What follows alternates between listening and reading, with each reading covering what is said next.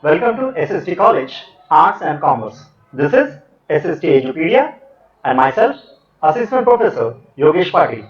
Today we are going to see or we are going to discuss the topic OSI model, which is for class SYIT semester 3rd, and the subject that we all know it is computer networking. So let's move ahead. Students, our daily life task we separated in few layers. So as you can see, for an example, let's consider two friends wants to communicate through a postal mail. In that case, the process of sending a letter to a friend would be a complex if there is no service available as we know as a post office. So for that, what we have, we separated the task in three different layers. These layers are, as you know, higher layer, middle level layer, and low level layer. As you can see in our diagram, we have sender and the receiver. A sender who sends a mail or who writes an email. Then the receiver who receives the mail and read that post. Now, sender wrote a letter and put it into an envelope with the address of receiver, and sender drops the mail into a mailbox. Then letter has been carried out from the mailbox to the post office by the postman or any official allotted from the post office. Then the letter is delivered or carried by the post office from one city or one destination to another destination.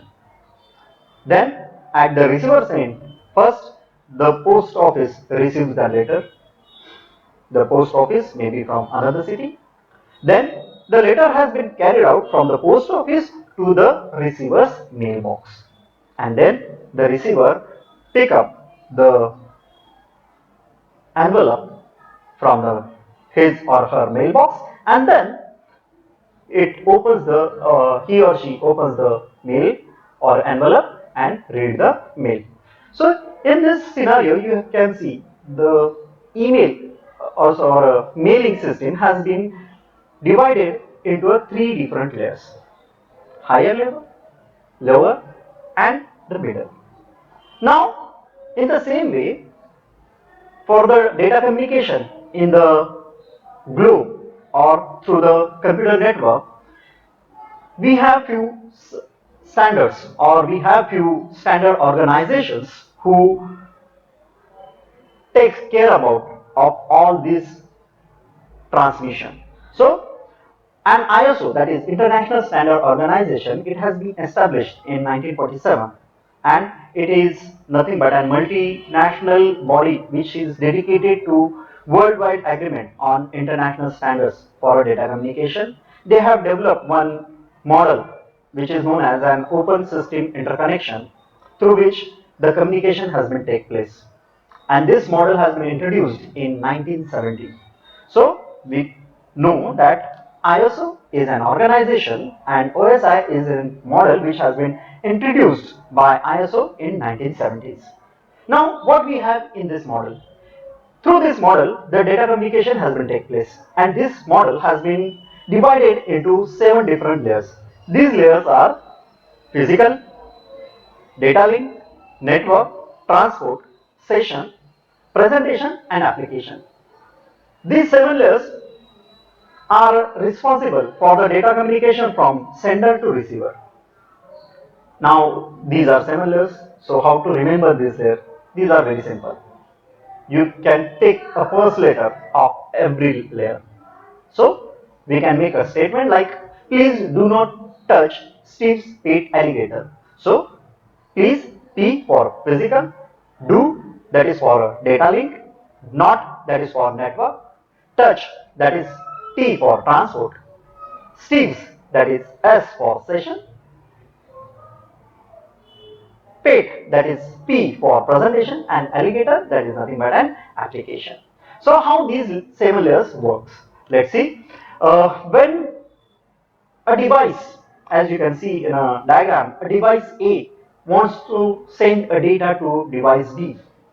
In that manner, they sends a data or a message through these 7 different layers. As you can see, first 3 layers, that is physical, data link and the network, these 3 layers are the lower level layers through which the actual data transmission and the communication take place, and the rest of the layers are used for different purpose. Let's see how it works. The very first, when we sends a data or a sender sends a data through any application, the data that is nothing but an D7, it contains an actual data. So that data has been transferred to the next layer through the application layer. So it goes from application to presentation layer with header. In that header, it has its own data. What are the versions or what are the types of the data which has been carried out. So we will see how each and every layer add its own data or own header or information to the actual data which it receives from the previous layers. So as you can also see, the last layer or the at the lower level we have transmission media. Upon that we have few number systems, that 0101 likewise. These are nothing but the actual binary data which has been carried out through the transmission media. So we have 7 different layers. Now in this session we are going to discuss the use or what is the characteristics of these 7 layers. So very first layer, that is physical layer. In that you can see in a diagram a data which has been received from the data link layer, okay, which it is converted into a digital format or a binary codes, and that binary codes has been transferred through the transmission media. You can say that actual data transmission or actual bit transmission is carried out in this layer. So we can say that the physical layer is responsible for the movement of individual bit from one host or one node to another. Now we have next layer, that is data link layer. As you can see, in a data link layer, data has been received from the network layer. In that, in yellow part, you can see the actual data which has been received from the network layer is over there, and one header and footer, or you can say one extra frame has been added to the actual data which has been received from the network layer, and through this we move one frame to another frame, one frame from host to destination. So data link layer, you can say it is responsible for moving frames from one host to another host. As you can see in a diagram, when we send a data, the data has been splitted into a number of frames because transmission medium has its own limitation, a bandwidth that we have already discussed in the previous lecture. Now, if a data is having more size, for example, our data is nearly 1 GB data we are trying to transfer from A to B. In that case, the data has been splitted into a number of frames, okay, and then it has been transferred through a transmission media. Now you can see a hope to hope delivery has been carried out in the frame, and these frames are transferred from end one end system to another end system. Then the data which we accept through a network layer, what it contains? It contains the packets. So you can say network layer, it is always responsible for the delivery of individual packets. Which packet has to be sent to which destination? So that destination address or a host address as well as destination address is located or identified by the network layer. So you can see over here we have added one extra frame, that is H3. Then, as we have already discussed, network layer is responsible for the delivery of individual packets from source host to the destination. Here you can see in a diagram the packets has been or individual packets has been transferred through a network layer. Then these packets has been splitted out into a frames, and these frames has been converted into a bit stream or a bit, and that actual bit has been transferred through a transmission medium. So these three are a basic layers or a low level layers of OSI model. Then we have transport layer. In transport layer, the data has been splitted into a different sessions, or we can say the delivery of message from one process to another process has been carried out because of only a transport layer. It is a duty of transport layer.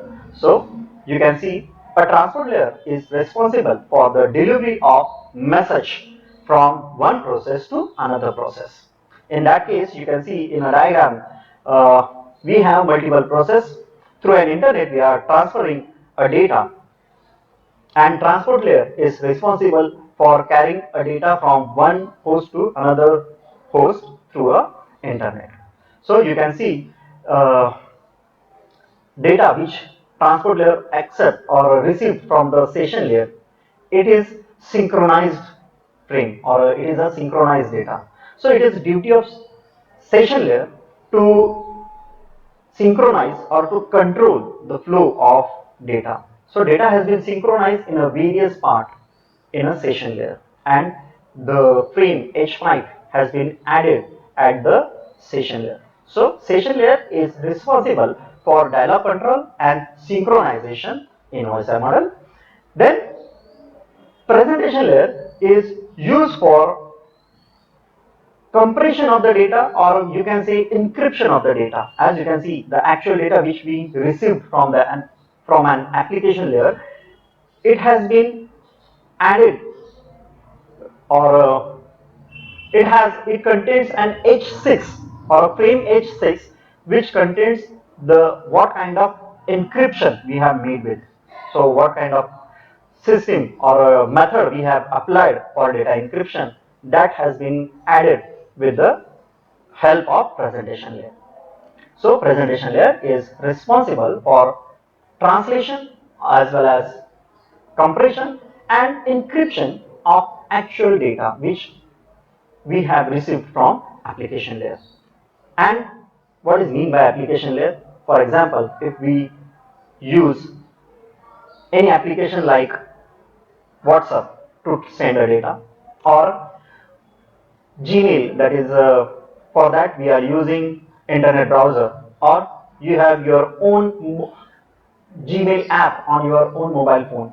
So these are nothing but an applications which sends, or which actually give a command to transfer the data.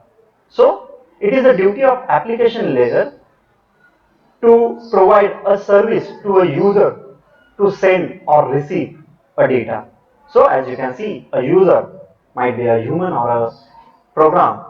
They sends a request to an application layer to send that data. The data might be in a form of message, it might be a text, image, video, audio, anything. So that data has been transferred to a next layer, or that is nothing but an presentation layer. So we can say that an application layer is responsible for providing service to the user. So let's see a brief summary or a rough summary of the different layer. We have physical layer, which is responsible for transmitting a bits over the medium. It's also provide mechanical and electrical specification. Then data link layer is used to organize bit into a frames, and it also used to provide hope-to-hope delivery of the data. Then network layer is used to move packets from the source to destination and to provide internetworking. Then transport layer is used to provide reliable process to process message delivery and error recovery. Then session layer is used to establish, manage and terminate the sessions. The data has been split into a different sessions. Then it is a duty of presentation layer to translate, encrypt and compress the data, and as we know that it is nothing but an application which allows us to access the network or network resources to the human or user or a program. So students, thank you for